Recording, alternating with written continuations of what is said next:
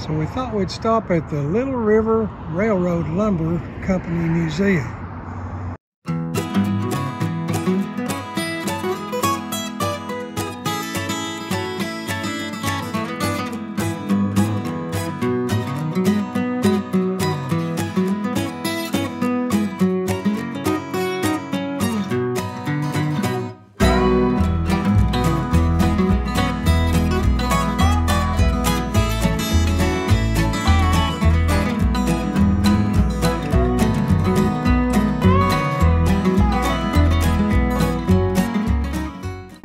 See, it's closed for the season.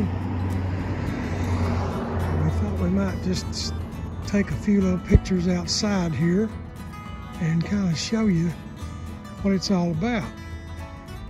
And then we can come back when it's open and go inside. The Little River Lumber Company actually run into the national park. They've done a lot of logging, commercial logging up in there, and the park itself before it was even in existence. That gives a little bit of history about that. Tennessee Historical Society spot. Really cool. Here's a couple of wheels. I think they call these carriages. It actually goes under the train.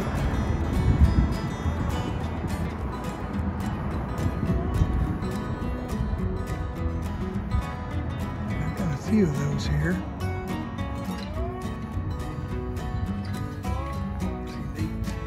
The actual train track, where the train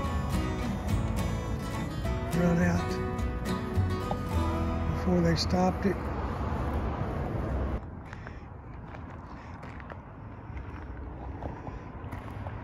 These railroad water tanks that they have here actually supplied the water to the train so it could generate the steam it took to run the train.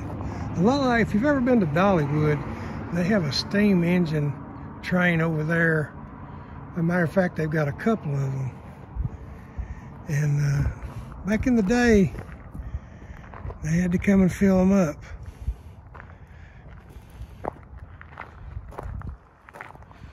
They had these manual switches. You don't see that anymore. Everything's electronic, radio controlled. But they had to switch these tracks manually to be sure the train went where they wanted it to.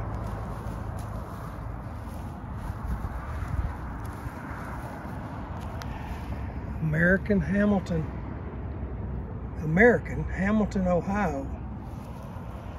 Yes, I've been there. It's got the old crossing sign up.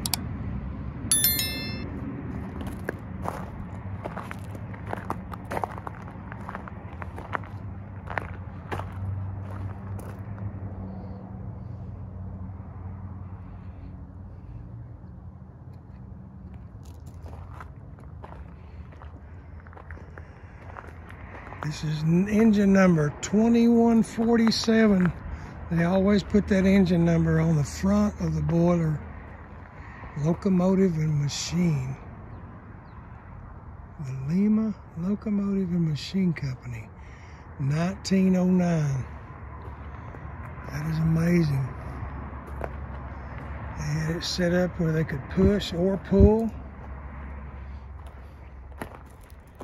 This gives a little bit of a background on the engine.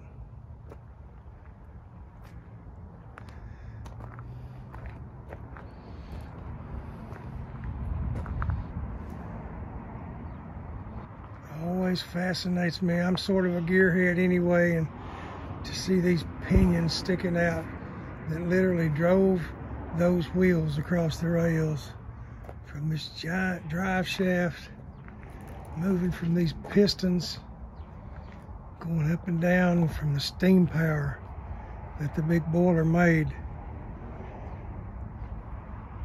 It took quite an engineer to operate that.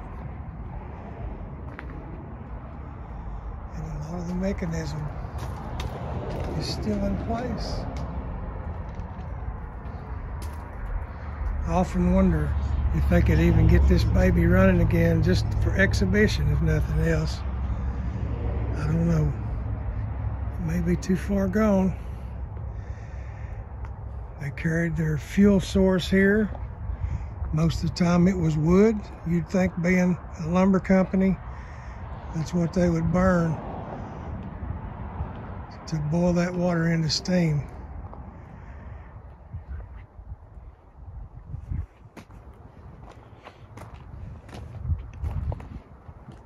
And they have a little platform where the trainmen tried to switch the cars back and forth.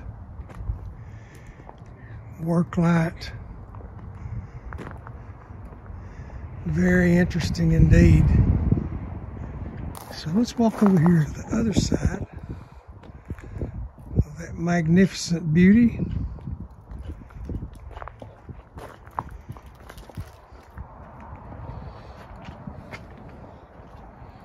And we can see on this side, I didn't notice on the other side, but the engine's name is Dorothy.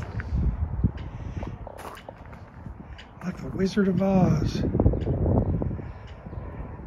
Miss Dorothy. What a workhorse she was in her day. We got these little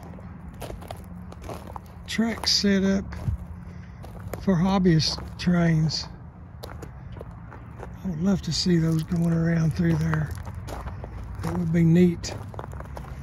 Probably when the museum opens, they'll have those out on special occasions for us to see.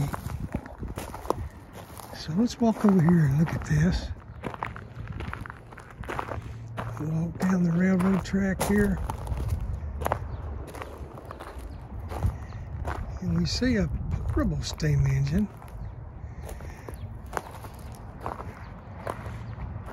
It was used for a variety of things.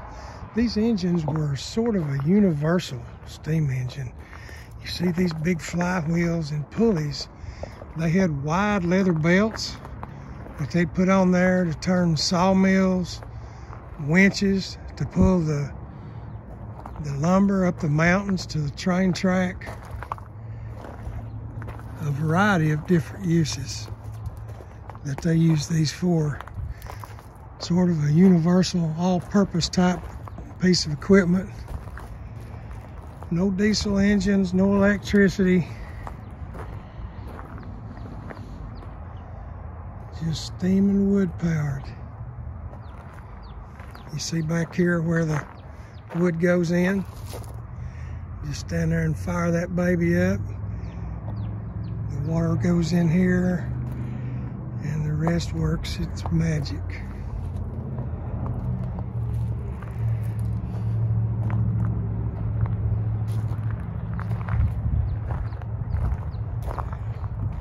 There's an old train depot.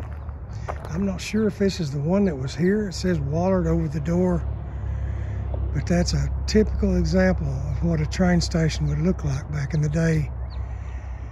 We're pulling in there and you can almost see the passengers starting to come out the door and stand on the platform waiting on the train.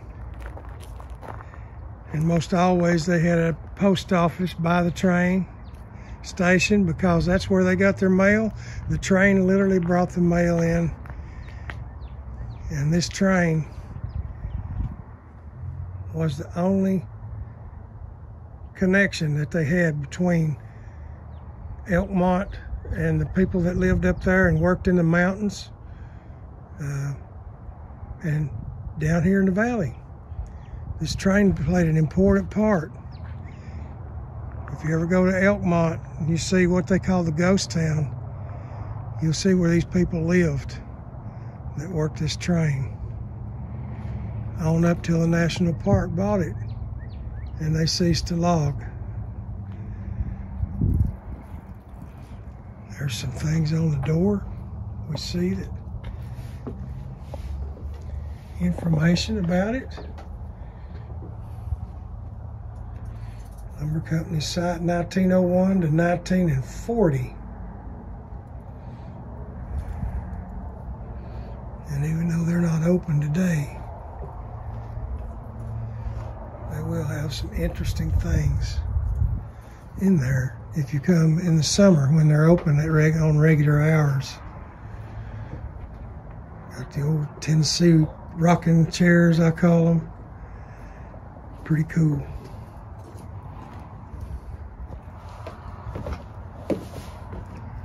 They've got a lot of people that's helping them keep this thing alive. They work by donations only. It is a free museum. We see this brick sidewalk with people that has given and donated to keep this very important piece of local history alive. It's pretty cool to see that. I noticed that the museum and souvenir shop is handicap accessible. They've got a nice ramp in the back, so it is ADA compliant, where you can get in there. And I noticed they've got this old signal still there, left from the day. Red, yellow, and green. And the flag arm that comes down.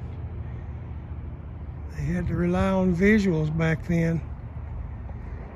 If you ever know the story about Casey Jones and his train wreck, you'll know visuals is not a good thing sometimes.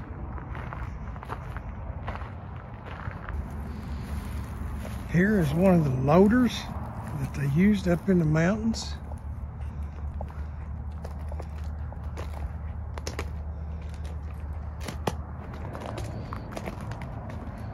It's like all the other equipment they used up in there.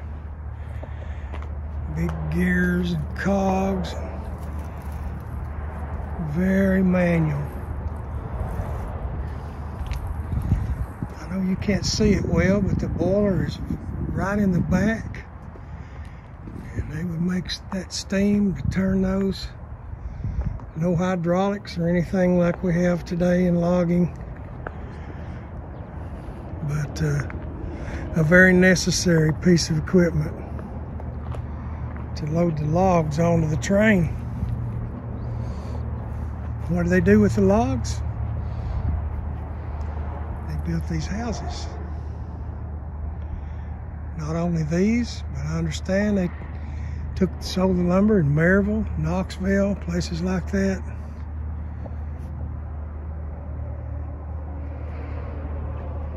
Pretty neat. The Little River Lumber Company. Okay, so that's going to do it today from the Little River. Okay, so that's going to do it today from the Little River Lumber Company in Townsend. Hope you enjoyed the little walk around. I know Leila and I did. We enjoyed sharing it with you. If you enjoyed it, hit that like button below. Consider subscribing to our channel for more popular adventures outdoors. So we'll see you next time on the next popular adventure.